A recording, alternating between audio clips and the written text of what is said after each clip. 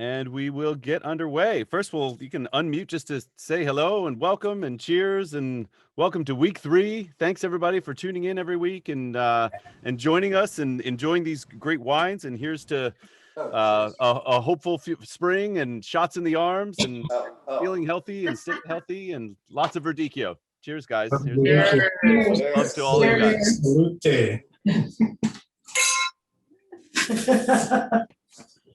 All right, I know you guys have been, having problems sleeping, trying to figure out what you're going to do, what brackets you're going to fill in, and who's going to win this big event. I know it's worrying you so. It's been worrying me, and this one will be will hopefully not make it too much easier. We'll get into obviously the most important and the most heralded white wine in the Marche, and now quickly becoming one of the most heralded white wine grapes for all of Italy, which is Verdicchio. Verdicchio is a super versatile grape and lots of different shades of what can be Verdicchio. So we'll try some very different ones tonight, and then we'll go back into Lacrima, and we'll finish out that that bottom third bracket where the first week we tried the Luigi Giusti Lacrima and the Villeligi Adriatico. This will be a third example of that sort of bright red, aromatic, very, very floral style red. So it'll be an interesting juxtaposition to the two whites that we do tonight for sure. We'll go to quickly, we'll just share some screens and catch everybody up for those that end up watching this on tape delay. We will, let's see, share screen. And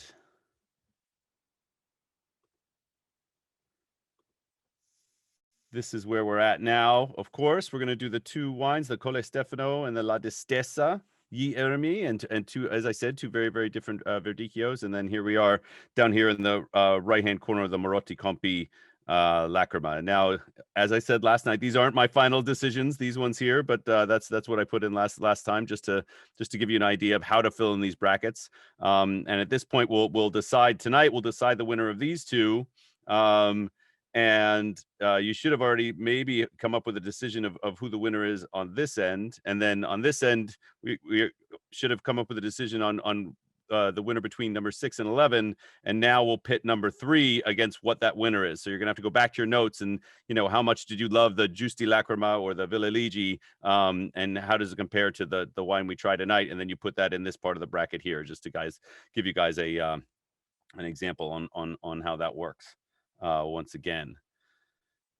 So we'll get into the first Verdicchio here, which is just sort of one of the most sort of benchmark and classical Verdicchios.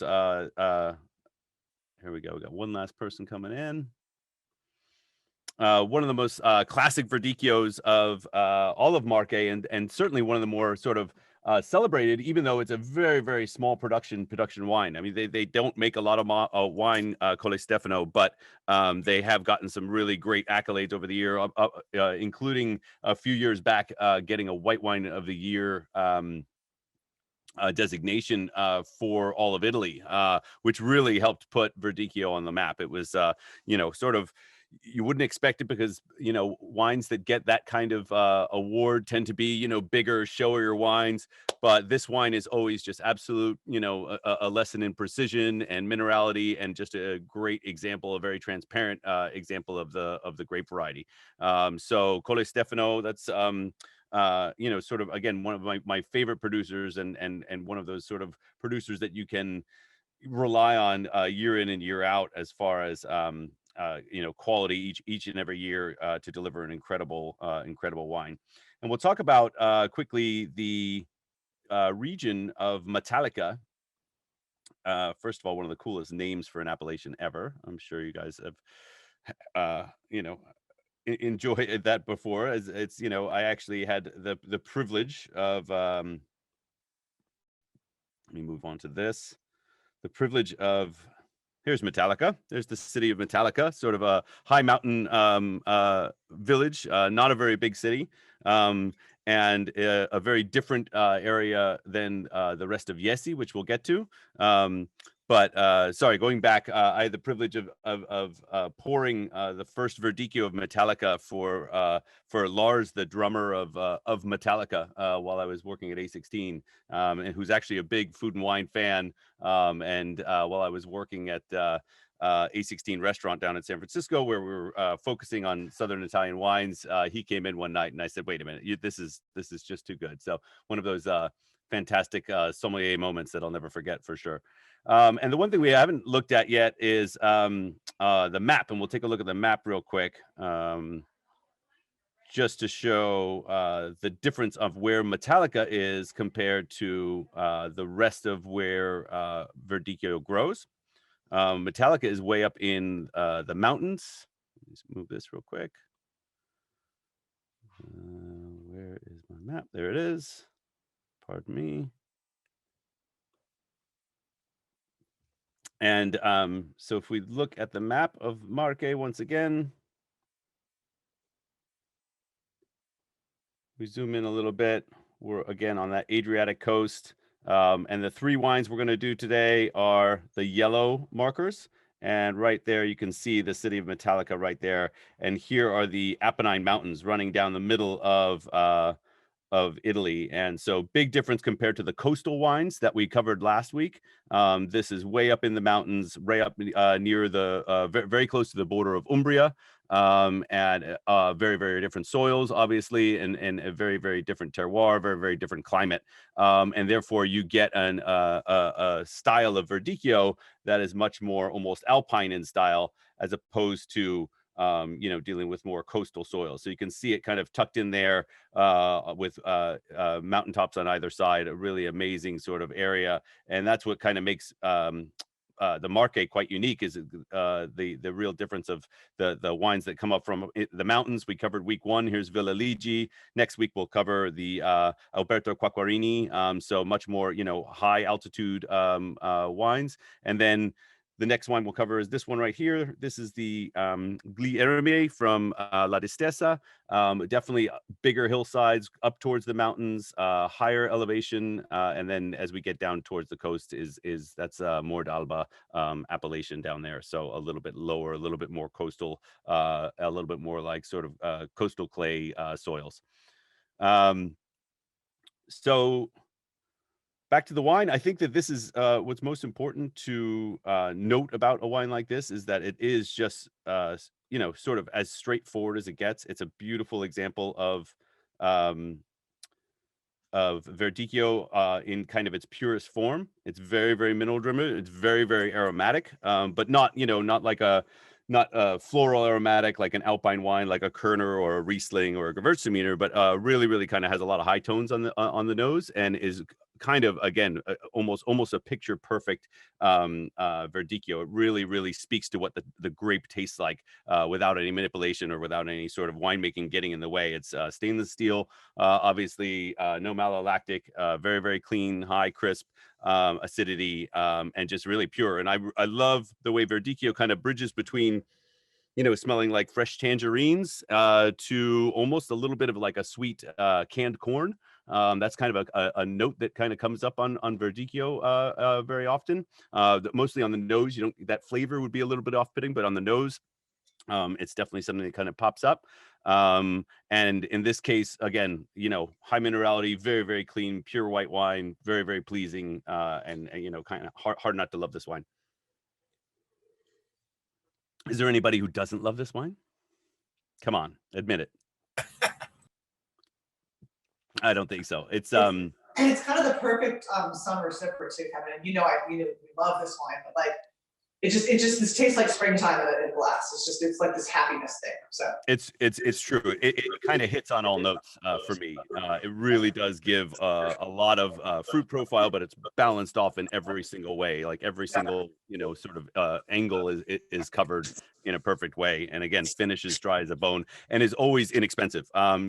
This wine, he hasn't changed the price in the years that I've known about this wine. It retails around $20. So it's a phenomenal value, and it's a phenomenal producer who's really, again, been doing everything sort of the right way since the very beginning, and finally has gotten some sort of recognition, if you will, for doing it that way. Um, Metallica, there's not a lot of producers up there. It's a very small appellation compared to the Yesse appellation in the Central Marche. Let me just pop that real quick. Somebody's got an echo still.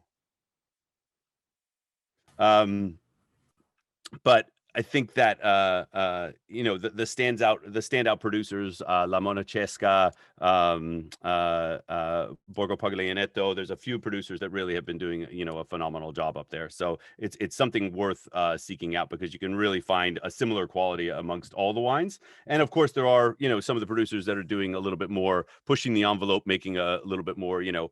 Some are doing oak aging, some are doing a little extended skin contact, but Colle Stefano stays very pure, very straightforward. This is the wine that he likes to make out of his vineyards. He does a really neat rosé, which is a Verdicchio and Sangiovese blend.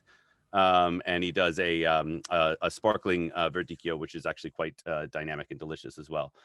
So he's really sort of this purist, and again, as I said, super small production. So he doesn't make a lot of wine. When you get an opportunity to buy his wines, it's worth hopping on. Kevin, Yes. Kevin, I've always been a fan of Lugana's, and I found out last week that the Trupiana is actually Verdicchio. So Yes. I am actually sitting here with a Lugana from a place that sends it me from Verona, and tasting it with the Verdicchio. Oh, excellent. And actually, it's like, okay, this is spot on. It was really surprised me, because I did not realize that until I started looking at some other things this past week. Yeah, no, that's a fairly new revelation, and it even further was somewhat controversial when it first so when they first realized genetically that they were Right, the they thought same, it was because they were Trebbiano, yeah. right, exactly. But there is a Trebbiano di Lugana up there that is Trebbiano, and then there is also Verdicchio up there as well. So it gets really, really confusing. And that was the thing with this whole area, is that for the longest time Verdicchio was sort of mistaken and clumped into this huge family of Trebbiano. So the quality level was very, very minimal, except for the producers that really knew that they had something a little bit different and a little bit special. But yeah, and now all of a sudden, those Lugana wines that were always delicious, and again, small amount of producers making these wines, but all of a sudden they are my favorite. I have to be honest. That's great that you know about them. Not a lot of people do, and with the being right on Lake Garda there, you have that cool aspect in a very nice climate for white wines, and the potential there is fantastic. So yeah, it is a neat little outpost of Verdicchio beyond the Marche fold, which is really fun. But that's great that you already have one open doing side by side. I love it. Kevin, quick question is, are there many clones of Verdicchio? Because this seems very aromatic compared to other ones that I've had in the past. Is it vintage variation, or is that part of it being alpine and the limited amount of sunlight that they're getting at altitude and being in that valley? How about all? The answer is probably all the above. It is vintage variation for sure, because the last couple of vintages of Colle Stefano, although completely consistent and always beautiful, didn't have this pop of aromatics that it does this year. So this year specifically is showing a little bit of that.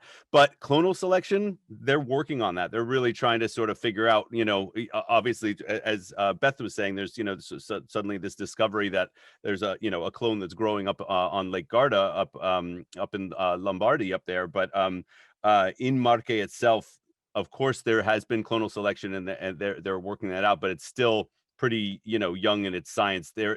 There's no specific clone that is that could point to that exists in Metallica more so than Yesi, but it's sort of a mix of things. But as far as their aspect, I can show you. Actually, we'll go to we'll do another look at photos. Wouldn't a Metallica cologne have like a leather jacket and some boots and black jeans or something? That's the one.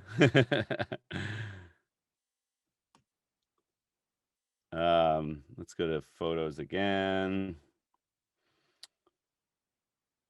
And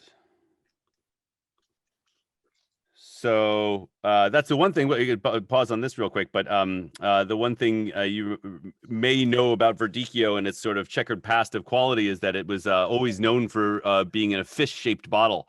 And when it was coming to the States originally, it was coming in, and in some cases truly looked like a fish with like actual details in the eye and the scales. But it was like, like a $5 bottle of wine that was coming into the States that was, again, probably a mix with Trebbiano and not a high quality thing by any means.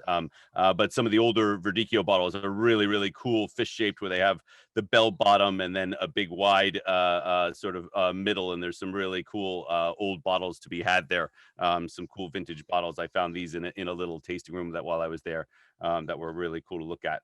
But if we skip ahead just a little bit here, okay, so there's Metallica. Sorry, there's more at Alba. And this is the Bishi vineyard, and you can see the mountains in the background, much closer aspect, obviously really, really big difference than some of the coastal pictures that we've been looking at from Marche. And that's Bishi, which is another famous producer up there. And again, sort of that really, really beautiful wide open spaces that are, a bigger aspect here. This actually vineyard is this is in Colle Stefano, with the mountains in the background, and again, we're in a much different climate than the rest of Marche for Verdicchio. Cooler temperatures, obviously, different soils, clay mixed with a lot of sort of broken up Pliocene stones from the mountains, and a very doesn't have all of that sort of coastal influence to it. So a much more mineral driven and crisper kind of style of Verdicchio.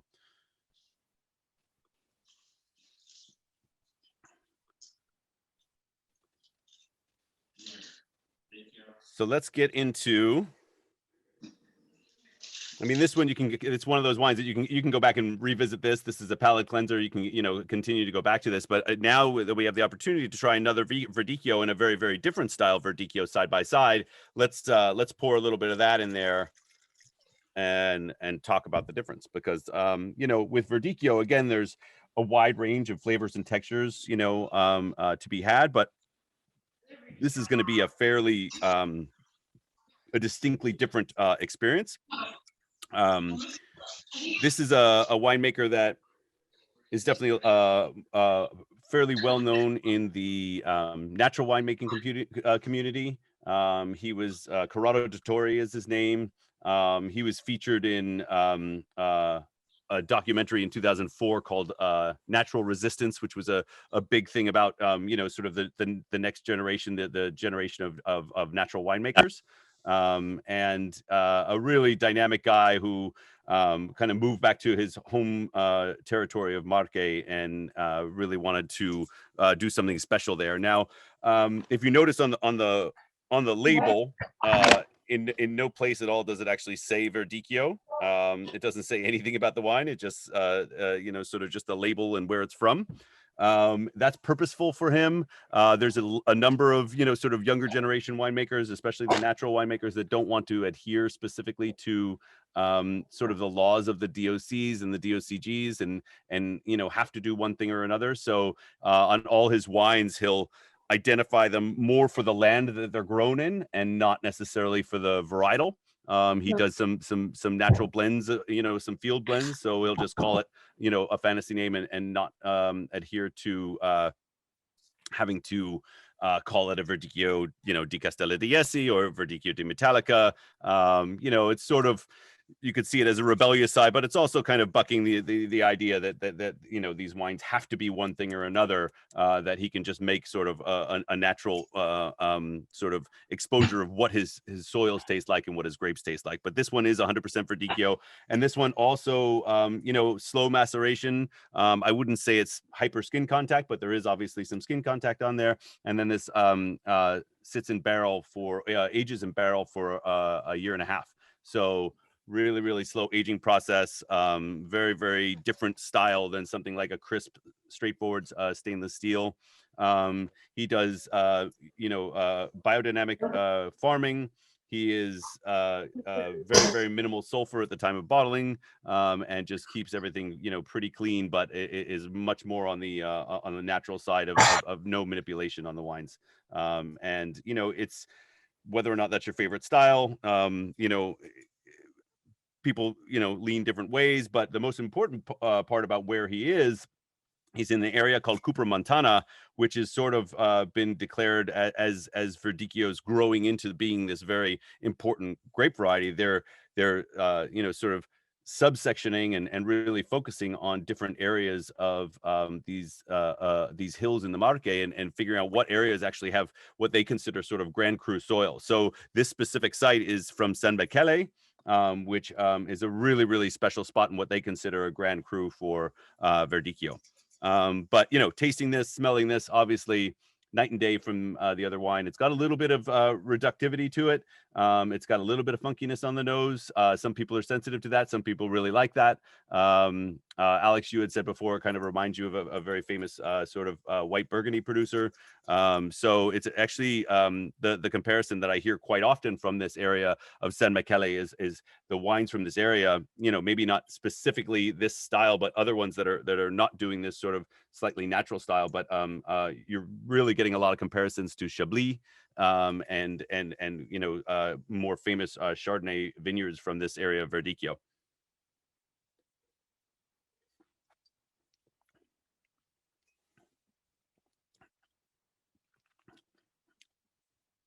I mean, I absolutely love this wine, but hard to pin these two against each other as the same grape variety. It seems very smoky, Kevin. Yeah, there is. So this area has it's ancient seabed. It's definitely has like a smoky saltiness in the soil. That's sort of common to it. It's specifically from the soils, but also just the style of winemaking. But smoky, yeah, it's definitely got a little bit of that on there. It might be picking up a little bit of wood, but it's obvious that's not new barrique, so you're not getting any sort of char from it. But it has a very distinct flavor to it that I would associate more to like a gunpowder flint kind of smoke to it, as opposed to like smoky, like volcanic.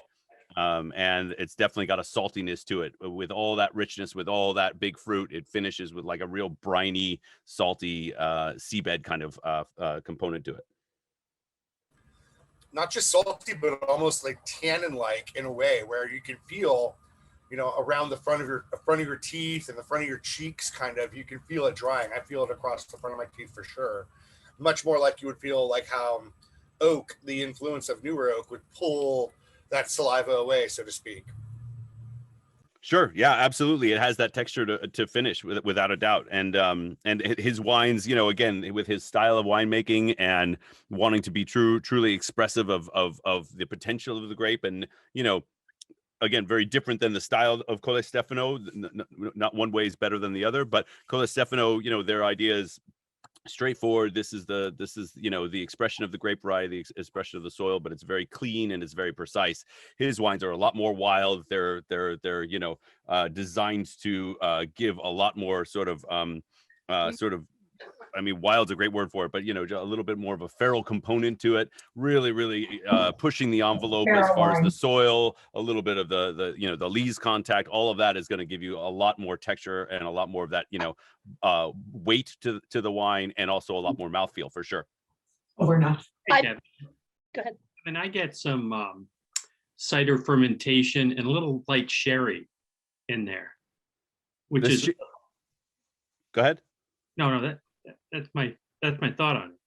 Yeah, absolutely. I think the sherry is, to me, that always points to it being, you know, on the salty Oxidized. side.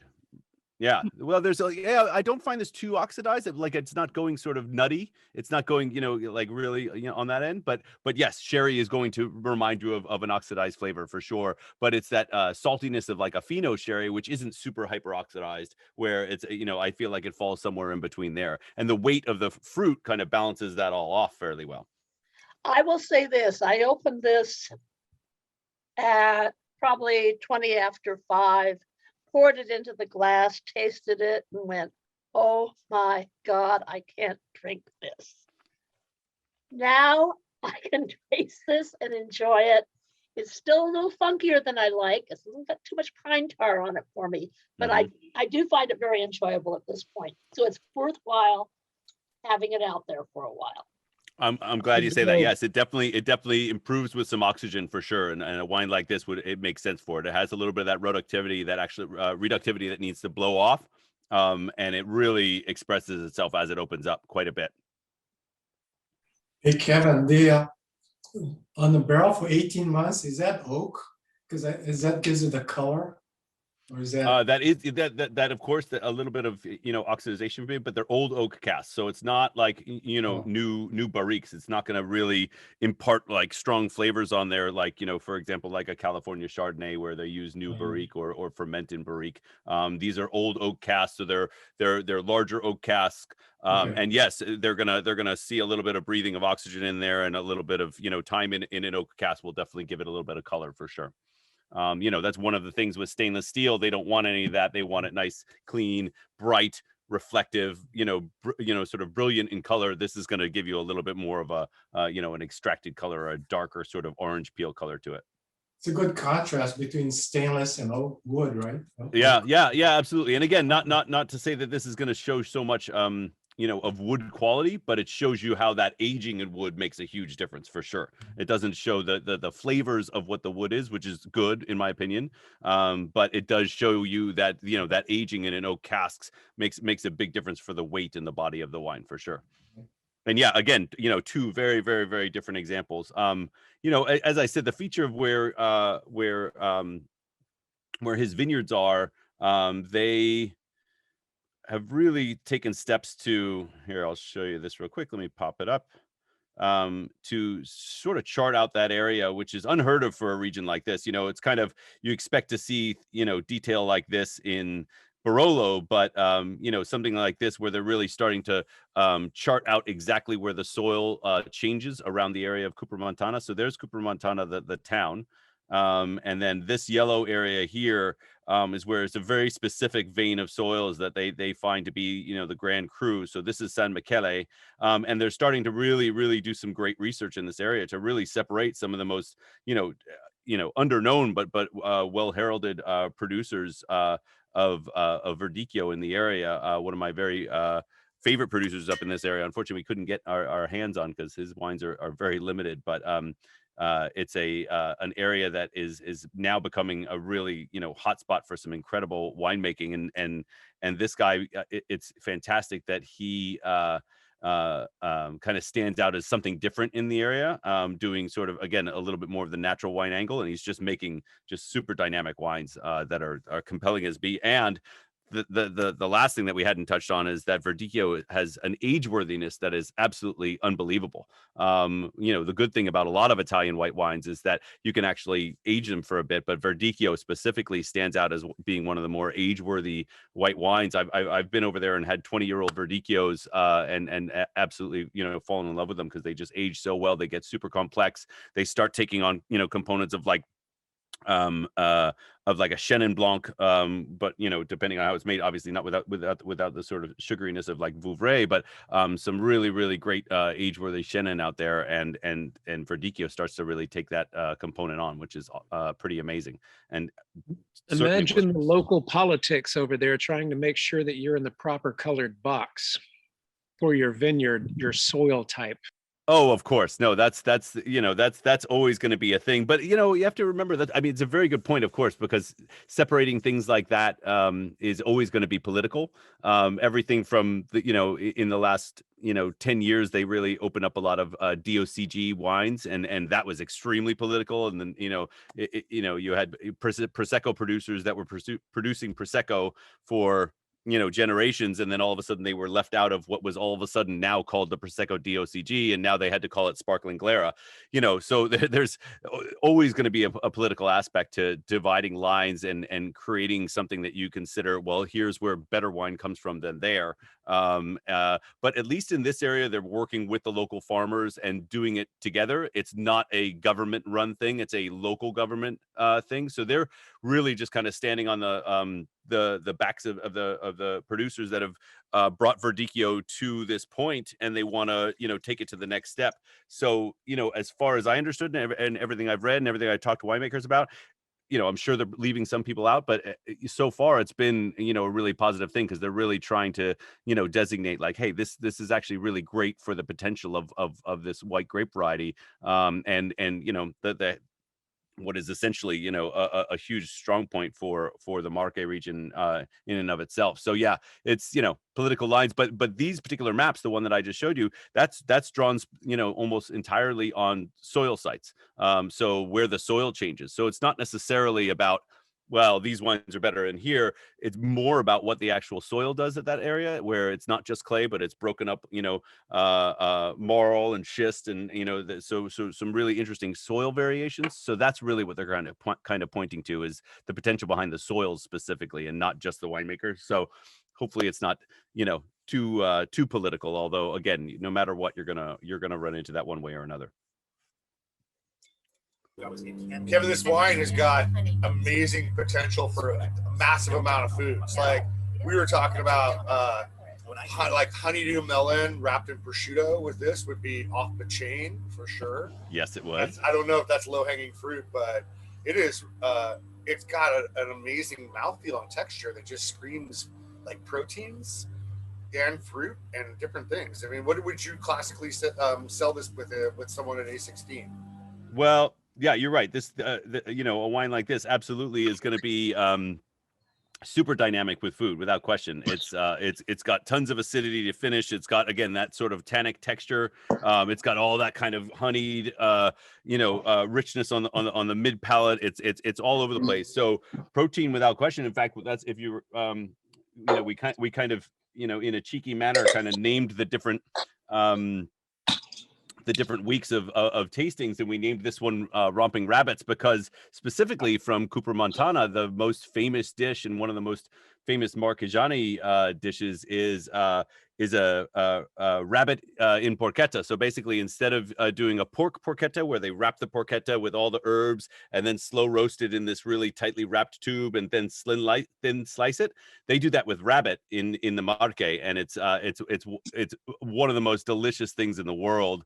There was a time where we were late for a wine tasting and driving through these hillsides, trying to find this one particular winery that was kind of tucked into one of these hillsides, and we couldn't find it for the life of us. It could have been because it was probably the fourth tasting we had that day, so that was probably part of it. But we came around this corner and we came across this food truck that was literally just a van with a guy inside of it serving rabbit porchetta and just thin slicing it and putting it on bread and just handing it to you. And we're sitting there like, oh, we're never gonna make it to this appointment. We're just crack open a bottle of Verdicchio and sat on the side of the road and ate fresh rabbit porchetta from this food truck. It was the most ridiculously wonderful experience ever. But that's Kevin, where can I find the recipe? I have one rabbit in my freezer that I still nice. need to cook. I will send you one, Beth, for sure. Absolutely. Oh, please do. I've got one more person that I'm having over for rabbit dinner sometime next month.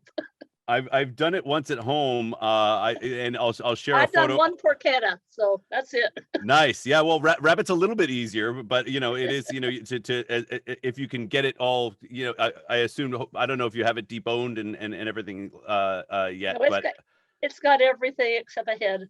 perfect. Okay. Well, deboning a rabbit is definitely a little bit more difficult, but I know I've never done it, but I've made rabbit porchetta before, and it's pretty phenomenal stuff. Here's a good picture of a rabbit porchetta, and it's something else. It is really, really good stuff, and this is the specific local treat from Cooper, Montana. So if you're the short or the long answer to your question, Pedro, is what would I pair with this wine? Absolutely that, if you have the chance. We have pet rabbits here, so can we move along? Yes, absolutely. Sorry, we don't want to sadden anybody. Those aren't the delicious rabbits anyway, right? But yeah, super dynamic food wine, where the Colle Stefano, not that it's limiting, entirely different wine, very, very beautifully made, very, very polished. but that I would be probably more inclined to serve that with a little bit more of like an aperitivo and any kind of seafood, as we talked about. Even though it's from the mountains, it would go really, really well with a lot of the coastal wines that are fantastic, or the coastal foods that are amazing coming out of the Adriatic Sea there. But yeah, I mean, it's a different style of wine, and again, a little bit of that kind of funkiness on there, but it's not offensive. It's not flawed in the way that sometimes you can get some VA. There's one thing I can't abide, which is volatile acidity on white wines, and that's pretty prominent in the natural wine world. Everything I've ever had from this producer from Dottore has been very, very clean. I mean, very interesting style wines, but very, very clean. Morgan, did you have a question? Yes. It's funny you're just saying very, very clean. A couple of questions about flaws. Yeah. And this is going to get very nerdy, so we can go quickly. No, bring it on. There's we can get through it. Enjoying the wine, I get a teeny bit of what I would consider VA on this, but I've been told that could be EA because I'm getting a little bit of nail polish on the nose. Not ton, and it wouldn't bother me much, but I'm just sort of feeling it, and then finishing a little bit of mousiness right after I've sipped it, and it's lingering on the tip of my tongue. Okay. And the question is, just sort of, do you feel that, and also, do you have a good definition of mousiness? Because we've had a billion from different people I've talked to, and I'm just curious because I don't have a great handle on it after asking a lot of people. No, it is a tough one. It's one of those things where, even trying as many wines as I have and as you have, and I feel like, mousy when you taste it, like it's like, oh, that's mousy. And I don't get that on this wine. And as far as the difference between EA and VA, that's a tough one. But again, I feel like I'm very sensitive to VA with white wine, and I shut down right away. And I've got far less tolerance than probably most in my field as far as Italian wine when it comes to flaw, but also especially in the natural wine world, the flaws like that. So I don't get a lot of as you refer to that the VA on there, but it's That there. is what I got when I opened it. Yeah. Originally, and it's been sitting now for half an hour, and so I think of this more as reduction.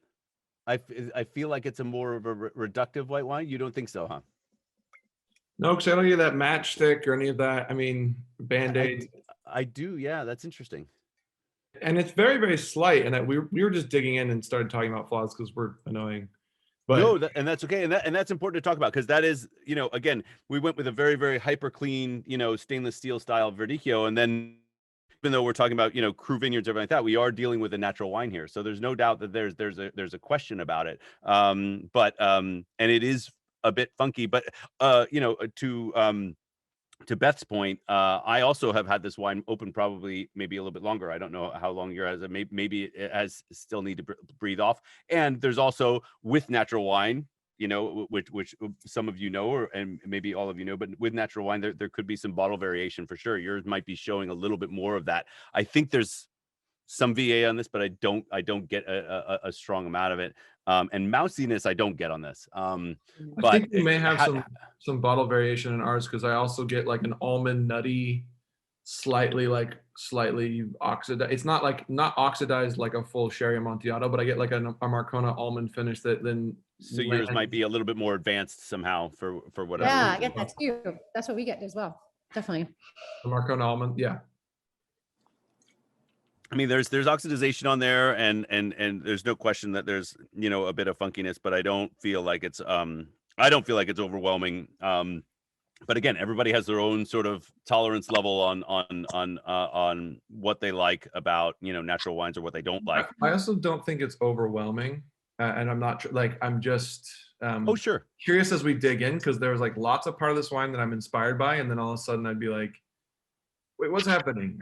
So just curious of the group experience on those aspects. Anyway, thank you. Yeah, of course. No, that there's no question that that's part of the conversation here for sure. So I'll just jump in for 1 second, Kevin. We're also not getting the ours, but we're definitely getting a bit of Brett for sure. And a little bit, I wouldn't even call it mousy. Morgan and I have been texting, which will shock you not at all. But Ours is definitely a little bit, yeah, it's funny, so Marty's not getting bread at all. Like, ours is a tiny bit bready, but we're not getting any VA at all. It just smells, it's actually pretty much right up my alley. But the weight on the thing The weight's is amazing. unbelievable, something I've not had from Verdicchio. Yeah, I mean, Pedro's comment about like tannins and just like the dryer on the lips is so spot on. Like, that's what we're getting over here too, for sure, so. Thank you for the compliment, but I don't think that this is Brett. I don't know. I mean, maybe Alex or his dad Dennis might be able to compliment or comment because they've made a lot of wine themselves. But it comes across like it's just below the level of some flaws and funk, but there's still enough acid there that's kind of drying it. I think it's probably skin contact and maybe some stems that are kind of drawing phenolics. You're probably right, Pedro. I mean, you're often right, Pedro, but you're probably right. Like, Probably right. it is. It's so subtle that it's hard to place, and we make something now. And I'm so ridiculously sensitive to that smell. I just that smell I react to immediately. In fact, in this case, it's below the threshold of where I don't like it. But yeah, that's fascinating. Yeah, well, that's and Alex again, might be able to comment on it because I don't think it's Brett, but it's got skin and some other things maybe. Skin for sure. There's no doubt. The skin contact, natural wine chewiness is there for sure.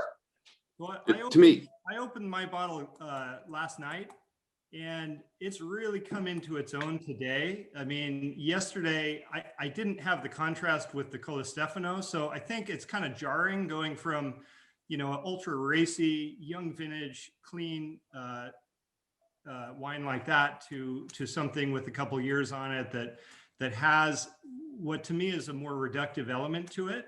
And it just took a little while to settle in, but I like that kind of smoky, flinty mineral thing that the reductive character adds. And to echo Pedro's point, the texture on this is just amazing. I find a lot of freshness on the palate. I mean, it really dances on the tongue. I don't think it's oxidized at all. I don't get Brett. But I think that reductive character really plays into the profile in the aroma and the flavor of the wine. And to me, it seems almost some skin fermented, not just skin contacted. It has so much of that sort of a little sweaty and richness going on in the tannin in the finish. It seems like there's a lot more than just a little skin contact. But it does have some freshness and complexity to it, both from the oxidative, reductive, and the fruit side. So there's a lot going on there. I like it.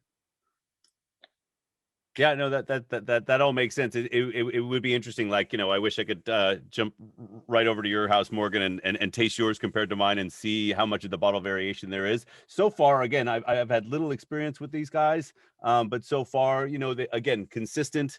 And you caught me in saying, which is funny because I normally wouldn't, commit to something like that, where I find his wines cleaner than most in that big, you know, natural wine camp, but definitely not. It's not a clean wine. This is a very important. It's right on the edge. It's not like I didn't smell this and go like, oh, kombucha. Like there's a lot there, and I think there is some bottle variation. We're gonna save some for tomorrow too, and just see what happens. Because if it's really messed up, it's gonna get worse. That's right. No, exactly. Because those flaws don't dissipate where reduction does, and that's where I can really see where this wine has opened up. Leanna, did you guys had your hand open for a while? Kevin, if you have a second, oh, sorry. That's okay. Really bad timing, but if you have a second, can you describe the difference between EA and VA? Yeah, that's a hard one. As Morgan pointed out. Sorry. No, that's okay. It's one of those things.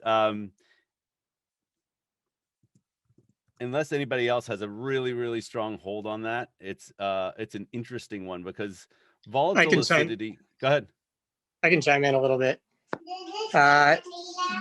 Volatile acidity generally, I think a lot of times people refer to the culmination of gaseous acids or acids that are able to be volatilized in the headspace. But a lot of times I've seen that defined as EA, ethyl acetate, with a solvent character in combination with acetic acid. So vinegar and solvent, essentially those two things. So if you're just ethyl acetate, you're not going to have the vinegary component, which you get from some other gaseous acids, organic acids, but ethyl acetate should taste more just solvent, essentially. What do you mean by solvent? Because I mean, obviously, I can pinpoint VA, you know, out of anything. I feel like, but EA, what is that? What is a defining character? You know, because obviously with VA, you're talking about more of that vinegar sort of profile. But what... Yeah, it would be one half of that combination, essentially. So without that vinegar component, it would be like a nail polish remover. Okay, so acetone without the vinegar. That's interesting. Right. That's hard to identify for me. And I don't know the acronym EA, but I'm assuming ethyl acetate is what that's referring to. But yeah. Yes, that's what I'm referring to. And it was a winemaker that when I said this has a nail polishy thing, he says that's not VA, that's EA. And I was like, I am lost. Yeah. Generally, I think generally over the years that aroma and that flavor has been kind of lumped in. I think you often find them together with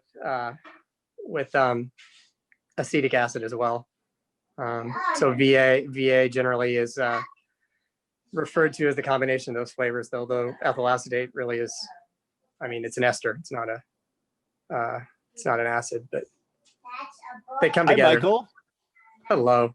Good to see you. Thanks for saving me on that one, because I didn't know that one. Because I've been asked that before, and again, I always associate both to being the, you know, the acetone, the nail polish remover sort of quality, but I you know, to think of isolating the nail polish remover without vinegar is I've never been able to isolate that specifically.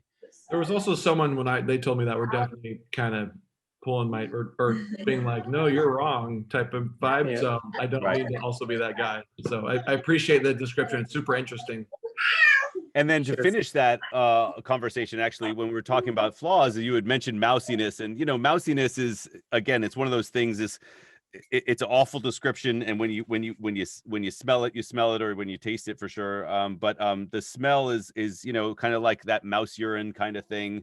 That's when Brett combines with those kind of flaws. So you have Brett and DeCara, and usually some sort of lactobacillic, you know, issue. But usually it's the Brett sort of, you know, combining with that. That's what I always associated with, is that you start with a Bretty wine, and you can have just a Bretty wine with just, maybe it just stays Band-Aid, or maybe it just stays, you know, barnyardy kind of, you know, manure-y. And then once it goes to mousy, you've got that in the combination with some sort of lactobacillic flaw, if that makes sense. That's the only way that I can kind of express what I know the mouse combination to be. And for those of you who may not have had, you know, a lot of natural wines, it's the common sort of complaint that people who, you know, are a little bit, you know, or into wine and tasting wine, the whole category of wines and the flaws that get opened up with not protecting your wine, or making wine in a manner that's very unprotected and in a very natural way, that often, unfortunately, you're, you know, attracting all kinds of flaws, and it can get to a point where, you know, the minute you get that mousiness on a wine, I'm done. It turns me off immediately. I don't have a tolerance for that, but I don't feel this on this wine. And again, you said you might get a little bit of that on the back palate, but you know, that's I'm bummed that you're not getting a good experience out of this, because I think it's a unique wine in that way, but it is a bit funky for sure.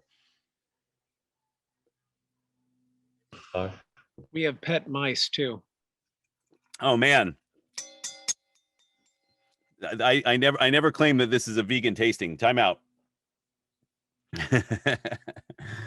I'd actually, it's funny because I don't like, it's interesting to hear all the different descriptions of what's happening, because I feel like Morgan's description of kind of having that kind of almond like backside to it, like I don't get really any funky. Do you get any funkiness? Like a little bit. A little? Mm-hmm.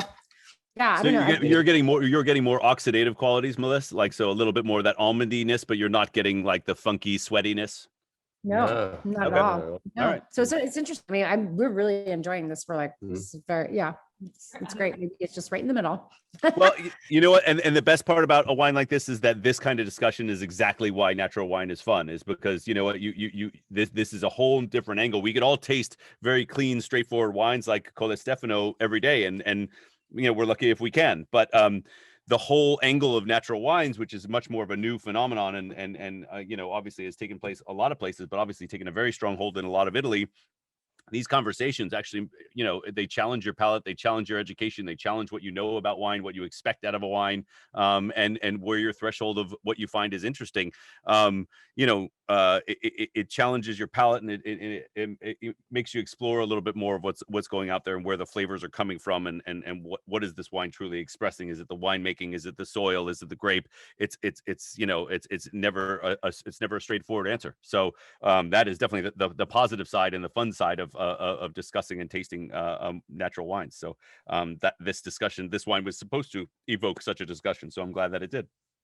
I have just a quick question. It's like, is there something you have to say, like, do you to qualify, and maybe, hopefully, I'm sorry if you covered that, but like, to qualify to be a natural wine, like, what does that? Oh yeah, this is your favorite topic, Kevin. no, I mean, this, it's just, it's a fantastic topic, and I could talk about it all day, but it's a long topic because the qualifications of what is a natural wine is such a fascinating thing for a long time. You know, they were and depending on who you ask still, you know, they were even throwing out the idea of like farming organically as even having to be a part of natural wine, which to me, you know, cracks me up, that like, if you're not starting with what you're farming with and saying, you know, I've got natural wines, but we still use chemicals in the vineyards, that's you know, kind of ass backwards to me. Are you gonna come say hello? Hold on a second. Sorry, we've got a visitor. Actually got way more visitors. Okay. Way more visitors. Come outside when you want. Oh, let Felix say hello. I know. Come on, Kev. Oh, he hates the camera. He wouldn't dare. Oh, please. So with qualifying what a natural wine is an entirely subjective subject, if you will. But the major component is just, you know, taking out all additives, and the biggest sort of villain that they've gotten stuck on is sulfur, is added sulfur. Is if you're sulfuring wine, you're killing any sort of you know, natural component of the wine. It's hard to define. It shouldn't be hard to define, but it really just depends on where you're going with it. It's sprouted a whole new generation of wines, which you're going to see on the commercial level quite a bit recently, which is a category of what's called clean wine. And that's really got, you know, every single natural winemakers you know, cringing and dying a little bit inside. Is you've got a lot of Los Angeles based and no offense against those of you in Los Angeles, but you've got, you know, some wineries popping up that are owned by famous people that are sort of selling the fact that their wine is clean, that it's not manipulated, that there's no sugar, there's no additives, it's vegan, it's gluten-free, it's all of these things, and you know, sort of going in the angle of selling you the side of what a clean wine is. So basically it's all about you know, zero manipulation in the winemaking process. Looking for something that is a little bit more of a you know, a non-manipulative process, which it's so funny because that's such a trigger word for so many people. What is manipulation? When you're fermenting the grapes, you can just put it all in a vat and just let it go, and it's going to be a wine. It's going to, you know, making wine, it's going to do that naturally, but your job as a winemaker is to steward that process. But no matter what you do to the wine, you're manipulating one way or another. And if you just let it go on its own, you're going to have a million flaws and all kinds of different issues. So it is a very interesting topic. It's been growing in all sorts of directions, pardon the pun. But it is it's a funny thing to put your thumb on what it actually is. And yeah, I just saw the suggestion for the raw wine festival. So that's, you know, they did a fantastic job creating this sort of tasting and this whole generation around the producers and celebrating the producers that are natural winemakers. But if you look at the list of who's who in actually the raw wine tasting, there's a lot of people in that tasting that will say, oh, well, half of these producers aren't actually natural wines because they do this, this, and this. So there's so much subjectivity to it on whether or not, well, he's called a natural wine, but he uses X amount of sulfur and he does this to his wine and he does this to his wine. It's a really funny thing to define. It's a great thing for the industry. And, there's a lot of transcendent and wonderful natural wines out there. But with that, there's also a big reputation for, some of the more funkier, unfortunately, flaw-driven wines, which, it depends on what your palate is and what your tolerance is on that. I think this is a good example is that we're seeing some bottle variation in and amongst just this tasting, but natural wine can be a bit like that, where depending upon who got it, where, and where you got it from, like I opened a really beautiful bottle of Beaujolais and it was full of Brett, and I posted something on a little group about it, and 5 other people are like, "Man, I had that same bottle, no Brett. Yours must have got a little bit warm." But well, wait, but I was going to say, but better than anyone else. Even if it gotten warm, that doesn't all of a sudden bloom Brett. Sorry, Brett was there. It's just whether or not they have tolerance for Brett. I think more I'm looking at like what people are like what they're grabbing towards about natural wines and different things. Yeah. It's interesting that sulfur is the one thing that people have kind of grabbed on, and yeah, I mean that could be an issue, but it's like the amount of sulfur you're putting on is so small, and like it affects things like very lightweight wines, but you're not going to really taste it or feel it in, say, Cabernet so much to some degree. I appreciate it, and I love the natural wine, drink a lot of the quote unquote natural wine, but I think as well, we've been drinking through a lot of people making natural wine in California for a while and tasting them, learning how to do it and their flaws and their inability to do it. And as they've gotten better, we've drank through some of their wines and appreciated that. And I think that we've learned that from a lot of things that we've been drinking in Europe, i.e. like Jura and other places where we've seen the guys who were clean and then some of the things that are not so clean.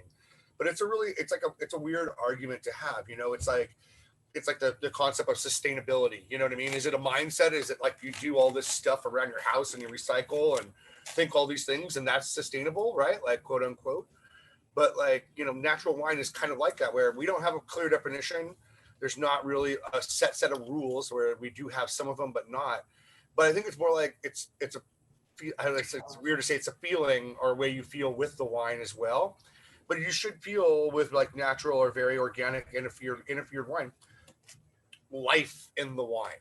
You know what I mean? Like when you taste it, there should be some beauty to it and some elegance and a sense of place. So I think about great Beaujolais, this Col Stefano. I mean, that's elegant and amazing and beautiful, and those wines have a sense of place and they haven't been trampled on and they haven't had a winemaker thumbprint all over the place. And if they have a winemaker thumbprint, the thumbprint is accenting what's going on and what they're trying to do. And it's, although it's, it's a hard thing and you turn a lot of people off when you start talking natural wine. I think when people actually experience the wines in a setting that shows them off, then it changes their mind dramatically. But it's a weird argument. Sorry if I'm kind of rambling. No. You bring up a very interesting point, because everything you said was obviously very valid. But you bring up an interesting point, is that those who wouldn't consider themselves in a natural wine camp because they do certain things to prevent flaw and to make sure that their wine actually does show the expression of the grape and the soil and nothing else like flaw or any other sort of things outside of that. They would argue just as much that natural winemakers are manipulating the wine just as much as they are, because what they're doing is actually allowing for all that to happen so that they get a certain profile of wine so that they can sell it as a natural wine, which is absolutely true in a lot of cases. It's that natural wine sense and maybe being a bit funky and being a bit flawed, and having a certain amount of sort of Brett to their wine is equally a thumbprint as someone not having Brett. So it's an interesting argument from both sides. And it'll play out quite a bit, but there's no doubt that it's carved itself out to be a very important part of the current wine community, and more than anything else, it's sort of shown a spotlight on, unfortunately, the big machine sort of tendency to maybe manipulate your wine one way or another, like sort of a little bit more of a ask for transparency from the consumer to know what's actually going into their wine and how their wine is actually produced, as opposed to prior to this where it was all just sort of behind the scenes. Any other thoughts before we move on from natural wine? Because again, yeah, we could talk about that one all day. It's a fascinating subject. Can I add something? I think when you have a producer like Frank Corneliuson on Mount Etna, who's now adding sulfur to his almost entire lineup of wines, I think that kind of speaks volumes about, you know, if his goal is to preserve his vineyard character and integrity, you know, he's come to the realization that that's the best way to do it. Well, there's a number of producers that might do that, but you know, he's someone who stood on that soapbox and made himself quite famous and quite successful on the soapbox of zero sulfur, zero sulfur, zero sulfur. And you know, I'll admit, you know, I don't know how many of you guys have had access to his wines. I've tried his wines as many times as I've had the opportunity to do, and only once have I been intrigued. Every other time, it has been so absolutely flawed that I have no idea what people see in his wines. Now I know from other people who've had his wines, and talk about bottle variation. That's one producer that, you know, here I'm gonna spend $300 and roll the dice and see if I get lucky. But you know, there are some people who really stand behind his wines. But I've every wine that I've had, and I've had probably more than, you know, the average bear, and most times they've been so horrifically flawed I don't understand it. But he's a great example of, like, well, you know, how much can you get away with if you're going zero sulfur? Just before we move on to the red, and I'd love to move on, just to play devil's advocate on the other side. Which devil? Every Saint-Equinone wine I've ever had has been so horribly flawed and manipulated that I can't drink it. And there you have, like, you know, $300, $500 bottles on release that people are clamoring for. And it's like, dude, it just tastes like black juice, like concentrated black stuff. I don't know. Yeah, what the no, is. that is the epitome of manipulated. But he's not, you know, he's not, you know, telling people otherwise. He's just, you know, marketing himself as an amazing sort of like experience of wine on steroids, if you will. And he gets away with it. Although I think, as you said, Kevin, which I thought was brilliant, it's 100% extraction in that case. Just there's no holds barred.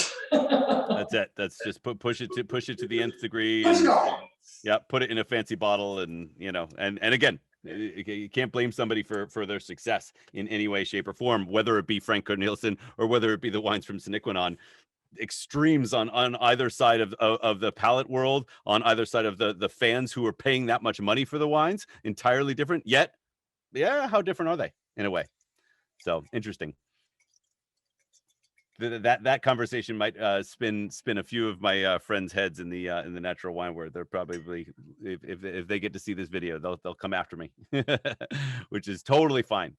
All right, let's drink it. Let's drink some red wine and move on from that conversation. And by all means, I think that's a really important one, and I love that's where it went, because that's what I was hoping those two wines would evoke, is really, you know, having a discussion of the true difference between the two. And you know, extreme examples of what they are and where they're from, but also great examples of, you know, and I think it'll be interesting to see what everybody here decides they like better. What, you know, if you feel like the Col Stefano is just much more pure and much more your style, versus the, you know, the intrigue and the dynamicy of such a different wine with the Jeremy. But let's go into something a little bit more hedonistic, which of course is some Lacrima De Morale.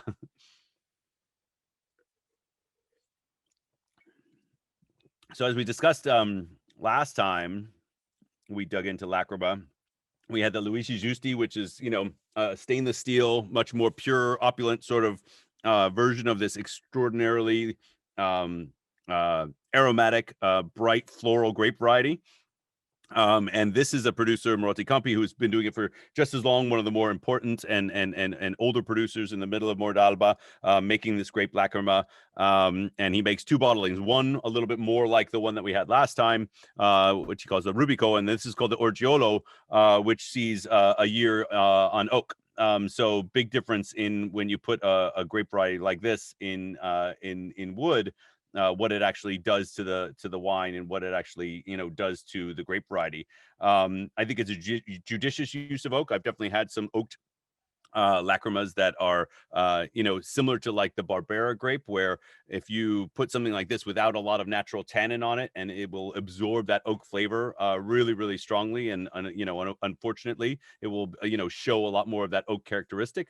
But in this case, I think he does a good mix of a little bit of new oak, much more, older, large cask oak, and makes obviously a little bit more refined and a little bit more age-worthy, a little more structured version of a Lacrima De Morale. So super effusive, super aromatic on the nose, still super, high tone, blue fruit, blueberry pie, bergamot tea, citrus flavors, and then also the, very strong in the rose petals, but it has a little bit more depth, a little bit more of that classic red wine structure that you would expect out of other wines, as opposed to the Luigi Giusti, which is just all opulence and all lacrima. This actually has a little bit more of a backbone from that wood and a little bit of aging. Moretti Campi does, they kind of do everything. It's a bigger producer for Marche, doesn't make them a huge producer, but for the region of Marche, they're a fairly big producer, and they work with Montepulciano, Sangiovese, but they're actually probably more famous for their Verdicchios. They always get high scores for their Verdicchio, much closer to the coastline, as I showed you on the map. So very, very different style Verdicchio than the two that we had. A lot more saline, high acid, a little bit more rich and ripe than something like the Colle Stefano, but a little bit more kind of classic of just a lowland Verdicchio, but always makes a great Verdicchio. And then, of course, his Lacrimas are the ones that kind of stand out for me, because he's one of the producers that's been working with it for one of the longest amount of times. And this Orgiolo is one that gets awards year after year. There's a sort of a big Italian wine fair, a traveling wine fair, where they celebrate Tre Bicchieri, or three glasses, which is a high accolades for wines. And he's almost every year, the Orgiolo Lacrima is a Tre Bicchieri wine.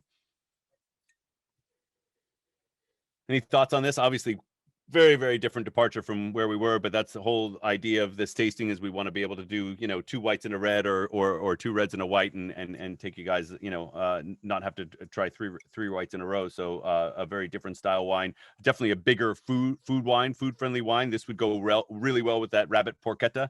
But it's a really dynamic example of a Lacrima, and it's, again, a little bit more familiar, because of that sort of backbone, a little bit of that oak structure, a little bit more familiar than how wild the Luigi Giusti Lacrima was.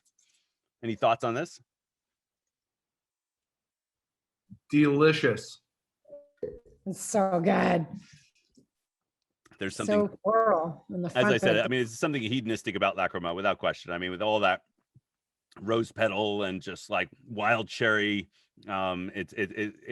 it's just as good as a glass as if you drizzled it over like a creme brulee. It would be just as good. So it's a fun wine. It's well made. It's just the most unique grape variety that I've always been in love with. But this is a really fun example of it. That's very, very different than the one we had 2 weeks ago.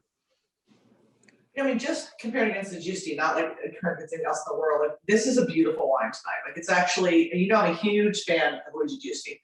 How can you say it? But like, this is delicious. This is more balanced, more just comparing the two, just doing that bracket. Also, I would say it has a higher push that rose petal to the. I get roses like big time. Yes, it's very rose driven, without question, and that's the style that they make this in is definitely it exaggerates those aspects of it. But actually, Stephen, Andrew, I'm surprised. I'm glad. I'm excited that you guys like this so much, because you guys, like me, tend to shy away from, you sense oak and you're like, that's not what I want to have. So I'm glad that you guys like it so much, because it does have an oak component to it, where sometimes you and I have the same palate, where it's anything with oak on it, I would rather have the stainless steel purity version of it. True, but this one, I think they got the right balance. Basically, the wood is there, the oak is there. It's obvious, but in some ways it helps the Lacrima a lot. The Lacrima's kind of tough. There's crazy echo going on right now. Dave, did you have something to say? I want to see the map. Where's this from? Oh, okay. It tastes awesome. Yeah, and I love the nose. Isn't this cool? Yeah, no, it's one of my favorite grape varieties. Here, I'm going to mute you again because you've got that echo. I don't know why. But yes, I will go back to the map. I'm not picking up any of the EA, but I have some FA. It's freaking awesome.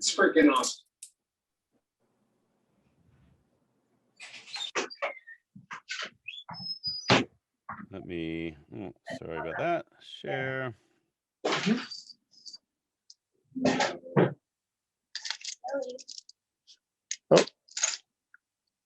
Okay, here you go, Dave. Here's the map. And so we're back to the Marche region. The first wine was up here in Metallica. The second one right here in the hills of Cooper, Montana. And then this one right down by the coastline. So the first wine from Luigi Giusti, the Lacrima is right here on the coast. Like, you know, you could actually, you know, see the coast from the vineyards. Marotti Campi is a little bit further inland. There's Jesi, so that's kind of the heart of Castello di Jesi. So the area for Verdicchio is pretty wide around here, but the Lacrima De Morale DOC is really small. It just goes right around this area here, and Marotti Campi is right smack dab in the middle. So very, very coastal influenced. You know, good, obviously, you know, coastal breeze, but you don't get such a cold breeze from the Adriatic. In fact, anybody that's getting more of, you know, a cold aspect on their wine is more going to be, you know, from up in the mountains area, coming down from the Apennines. But some really, you know, very advantageous soils, very, very easy rolling hills, and a beautiful area for Lacrima. Let me see, I can get to the photos real quick and go to, I don't have any pictures of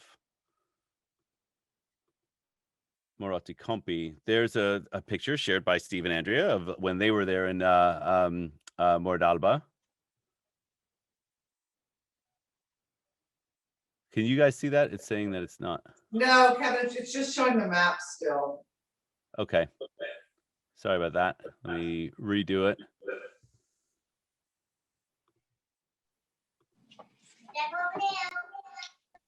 Super neat fruit on this wine. It's really different than a lot of the other Lacrimas that I've had. Yeah, I mean, it's obviously, as we said, it's Michael, it's a little bit like, you know, it's a little bit magnified. Yeah. You know, like they're pushing the blue fruit, they're pushing the envelope as far as the extremes of this varietal and how it tastes, but it does they do a great job with putting some oak on there and making it a little bit more serious. So I thought I had another picture of this area. I guess we looked at them all when we looked at Luigi Giusti. I've never been to Marotti Campi, unfortunately, but again, a very important producer for the area, and makes, you know, really dynamic wines. Obviously, every year gets the accolades for the Lacrima, but also for his Verdicchios as well.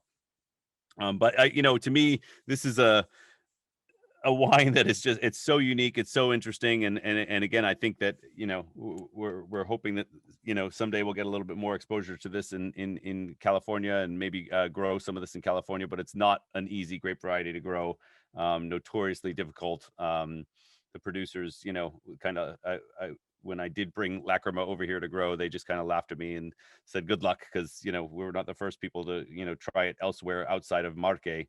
Not too many people have tried it in California, to my knowledge, but it, you know, it's very finicky, it's very disease prone, it's got a very, very thin skin that breaks if there's, you know, huge variations in temperature, or, you know, it kind of cracks and tears, which is why the name Lacrima.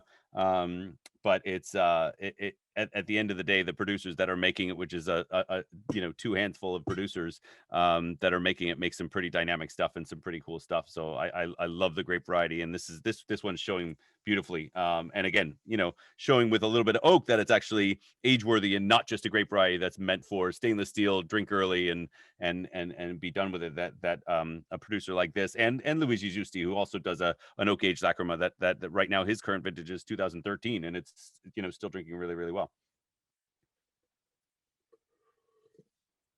Does anybody find the floral, like the high aromatics, the really intensity of this wine off-putting? I remember last time, I don't remember who it was, but somebody wasn't really into the Luigi Giusti because it was, you know, too soapy, too rose petally for them. Is this one, you know, a little over the top for anybody out there? Kevin, I get a little more kind of geranium on this, like that geraniol note. That, Yeah. It's a different kind of floral aspect than the Giusti had. Yeah. Yeah, and funny because geranium, as you know, is a little bit of a trigger word for some people. That's where people draw the line on floral wines. When it comes to white wines, they can handle white wines with real bright white floral aromatics, and then when it gets to geranium, they're like, too much for me. Too reminds them too much of like a soap or a body wash or something. Usually it's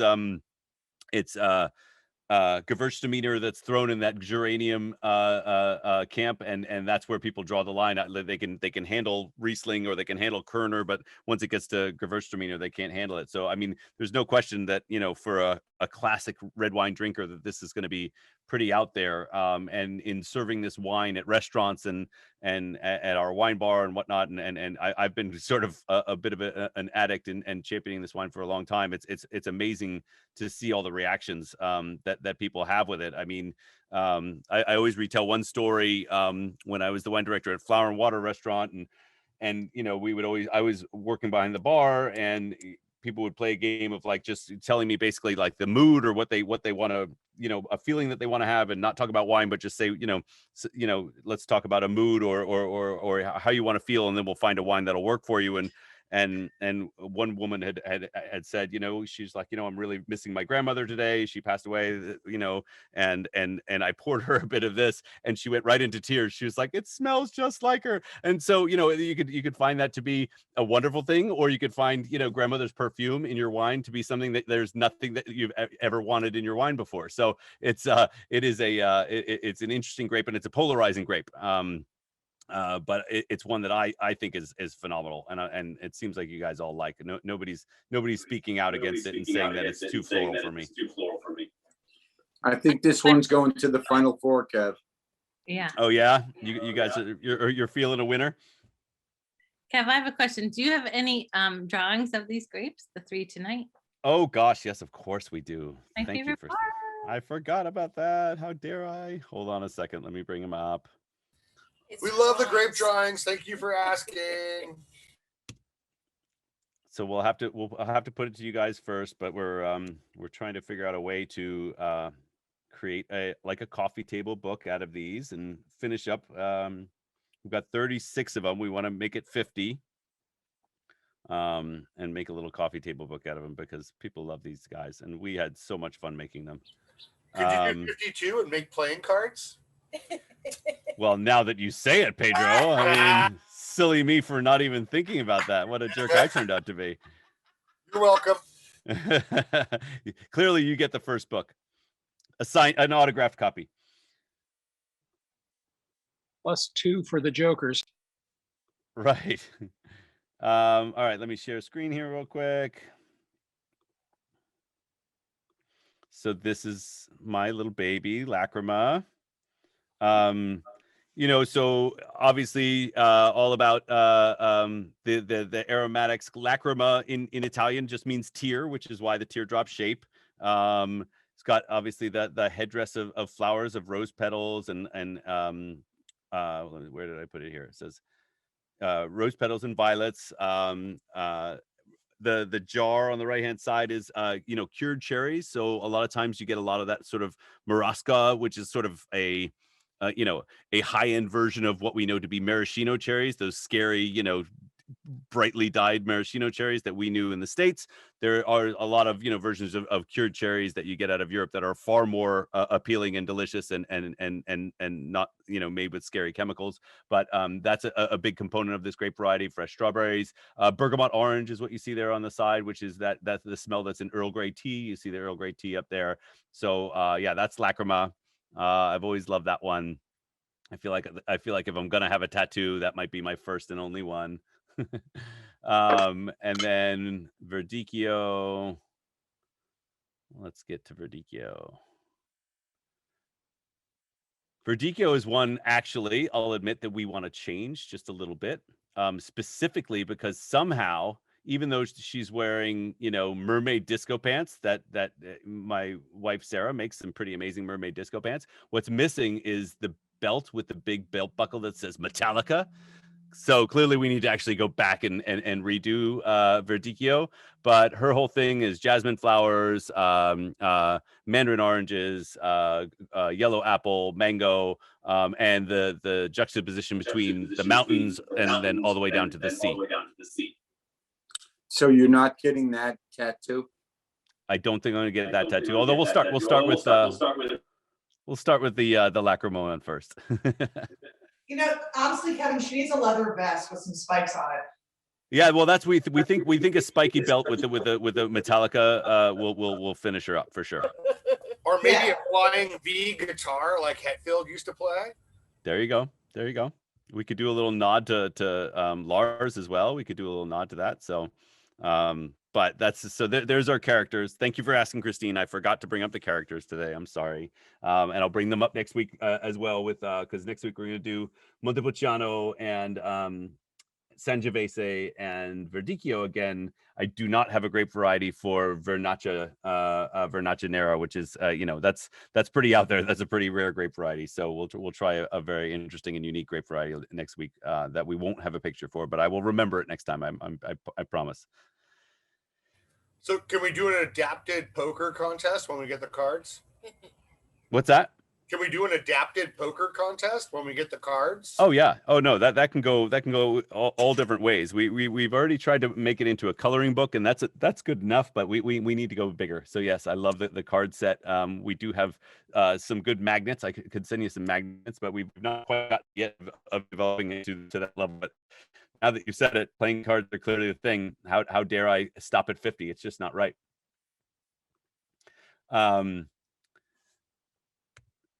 Any other thoughts? Any other praise, love, questions about the wines that we've tasted?